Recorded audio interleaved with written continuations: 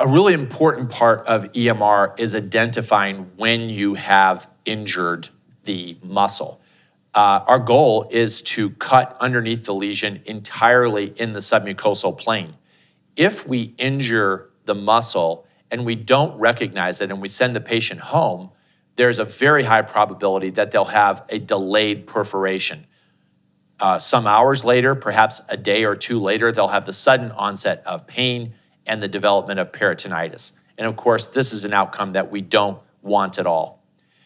The most important value of the submucosal injection contrast is not actually the delineation of the border of the lesion, but rather that it stains the submucosa blue.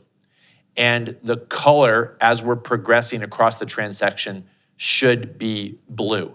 We're gonna see some little tiny white thin strands of submucosal tissue, but we don't wanna see any thick bands of tissue.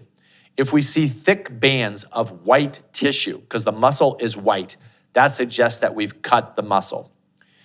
We will see that both in the resection defect, and if we take the piece of tissue that we just cut off and flip it over, we can actually flip it over with the snare in the colon, or we could pull it out of the patient, lay it on the table and examine it in the room. What we'll see is a circle of white on the cut surface. That cut surface is also, under normal circumstances, entirely blue. To see a circle of white is not good.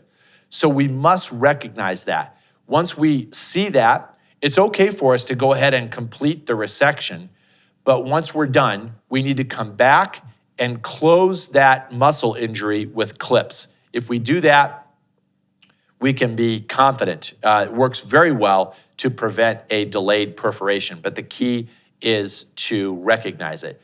If a muscle injury occurs, I encourage people to continue the resection. Be careful about distension. This is an important time to be using carbon dioxide as your gas insufflation so that you don't over-insufflate the colon. The key thing is recognition.